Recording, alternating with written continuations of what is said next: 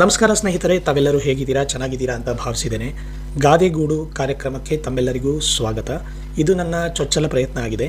ಈ ಗಾದೆಗೂಡು ಅನ್ನೋ ಒಂದು ಚಾನಲನ್ನು ನಾನು ಯಾಕೆ ಸ್ಟಾರ್ಟ್ ಮಾಡಿದ್ದೇನೆ ಅಂತ ಹೇಳೋದಾದರೆ, ಈಗ ನಾವು ಗಮನಿಸಿದ ಹಾಗೆ ಹಿಂದಿನ ಕಾಲದಲ್ಲಿ ನಮ್ಮ ಪೂರ್ವಜರು ಪ್ರತಿನಿತ್ಯ ಅವರ ದೈನಂದಿನ ಜೀವನದಲ್ಲಿ ಗಾದೆಗಳನ್ನು ಹೆಚ್ಚು ಉಪಯೋಗಿಸ್ತಾ ಇದ್ದರು. ಆದರೆ ಇತ್ತೀಚೆಗೆ ನಾವು ಆ ಗಾದೆಗಳನ್ನು ಉಪಯೋಗಿಸ್ತಾ ಇಲ್ಲ, ಅಥವಾ ಎಲ್ಲೋ ಒಂದು ಕಡೆ ನಾವು ಮರ್ತೋಗಿದ್ದೇವೆ, ಅಥವಾ ಎಲ್ಲೋ ನಮಗೆ ಅರ್ಥನೇ ಆಗ್ತಾ ಇಲ್ಲ. ಗಾದೆಗಳ ಉಪಯೋಗ ಎಲ್ಲಿ ಮಾಡಬೇಕು ಅಥವಾ ಗಾದೆಗಳ ಅರ್ಥ ಏನು ಅನ್ನೋದು ಕೂಡ ನಮಗೆ ಗೊತ್ತಿಲ್ಲದೆ ನಾವು ಗಾದೆಗಳನ್ನು ಕೈ ಬಿಡ್ತಾ ಇದ್ದೇವೆ. ಹಾಗಾಗಿ ಈ ಒಂದು ಹಿಂದಿನಿಂದ ಬಂದಂಥ ಗಾದೆಗಳನ್ನು ನಮ್ಮ ಮುಂದಿನ ಪೀಳಿಗೆಗೆ ತಲುಪಿಸಬೇಕು ಅನ್ನೋ ಒಂದು ಸಣ್ಣ ಪ್ರಯತ್ನದಿಂದ ನಾನು ಈ ಒಂದು ಚಾನಲನ್ನು ಸ್ಟಾರ್ಟ್ ಮಾಡಿದ್ದೇನೆ. ಹಾಗೆ ತಾವೆಲ್ಲರೂ ಕೇಳಿರ್ಬೋದು, ವೇದ ಸುಳ್ಳಾದರೂ ಗಾದೆ ಸುಳ್ಳಾಗದು ಅನ್ನೋ ಒಂದು ಮಾತು ಕೂಡ ಇದೆ. ಹಾಗಾದರೆ ಏನು, ವೇದಗಳು ಸುಳ್ಳಾದರೂ ಗಾದೆಗಳು ಸುಳ್ಳಾಗಲ್ಲ ಅಂದರೆ ಏನರ್ಥ ಅಂತ ನೋಡೋದಾದರೆ, ವೇದಗಳು ಅಂತ ಏನಿದೆ ಅದು ನಮ್ಮ ಋಷಿ ಮುನಿಗಳು ಜ್ಞಾನಾರ್ಜನೆಯನ್ನು ಮಾಡಿ, ಸಾಕಷ್ಟು ಕಾಲ ತಪಸ್ಸನ್ನು ಮಾಡಿ ಜ್ಞಾನಾರ್ಜನೆಯನ್ನು ಮಾಡಿ ಅದರಿಂದ ರಚಿಸಿದಂಥವು ವೇದಗಳು. ಅಂದರೆ ಅದು ಒಂದು ಥಿಯರಿ ಅಂತ ಹೇಳ್ಬೋದು. ಆದರೆ ಗಾದೆಗಳು ಅನ್ನೋದನ್ನು ನೋಡೋದಾದರೆ, ಗಾದೆಗಳು ಪ್ರತಿನಿತ್ಯ ನಮ್ಮ ಜೀವನದಲ್ಲಿ ಬಂದಂಥ ಅನುಭವದಿಂದ ಹುಟ್ಟಿದಂಥವು ಗಾದೆಗಳು. ಹಾಗಾಗಿ ಗಾದೆಗಳು ಸಾಮಾನ್ಯವಾಗಿ ಅಕ್ಯುರೇಟ್ ಆಗಿರ್ತವೆ ವೇದಗಳಿಗಿಂತ ಅನ್ನೋ ಉದ್ದೇಶದಲ್ಲಿ ಆ ಒಂದು ಮಾತನ್ನು ಹೇಳ್ಬೋದು.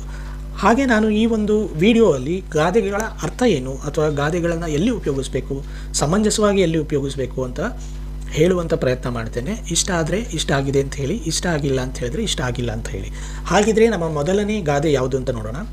ನಮ್ಮ ಮೊದಲನೇ ಗಾದೆ, ಹೆಂಡ ಕುಡಿಯೋ ಪೂಜಾರಿಗೆ ಮಾಂಸ ತಿನ್ನೋ ದೇವರೇ ಆಗಬೇಕಂತೆ.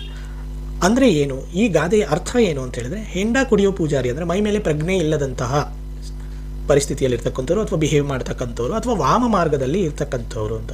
ಸಾಮಾನ್ಯವಾಗಿ ಮದ್ಯಪಾನ ಮಾಡಿದಾಗ ಮೈ ಮೇಲೆ ನಮಗೆ ಪ್ರಜ್ಞೆ ಇರೋದಿಲ್ಲ, ಅಥವಾ ನಾವು ಹೇಗೆ ಬಿಹೇವ್ ಮಾಡ್ತೀವಿ, ನಮ್ಮ ಬಿಹೇವಿಯರ್ ಮೇಲೆ ನಮಗೆ ಕಂಟ್ರೋಲ್ ಇರೋದಿಲ್ಲ.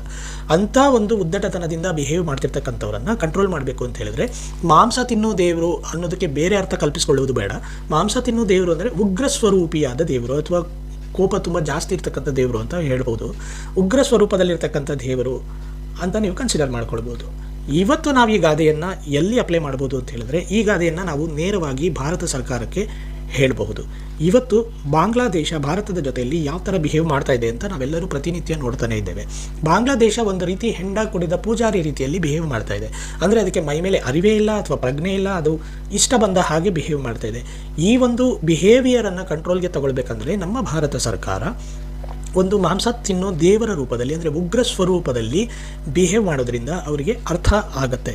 ಯಾಕೆ ಅಂತ ಹೇಳಿದ್ರೆ, ಎಲ್ಲ ಕಾಲದಲ್ಲೂ ಎಲ್ಲ ಸಮಯದಲ್ಲೂ ಶಾಂತಿಯುತವಾಗಿ ಮಾತಾಡಿ ಸಮಸ್ಯೆಯನ್ನು ಬಗೆಹರಿಸ್ಕೊಳ್ತೀವಿ ಅನ್ನೋದು ತಪ್ಪಾಗುತ್ತೆ. ಕೆಲವರಿಗೆ ಅವ್ರದ್ದೇ ಆದ ರೀತಿಯಲ್ಲಿ ಉತ್ತರವನ್ನು ಕೊಡಬೇಕಾಗತ್ತೆ, ಆವಾಗಲೇ ಅವ್ರಿಗೆ ಅರ್ಥ ಆಗುತ್ತೆ. ಯಾಕೆ ಮಾತನ್ನು ಹೇಳ್ತಾ ಇದ್ದೀನಿ ಅಂದರೆ, ಯಾರೋ ಒಬ್ಬ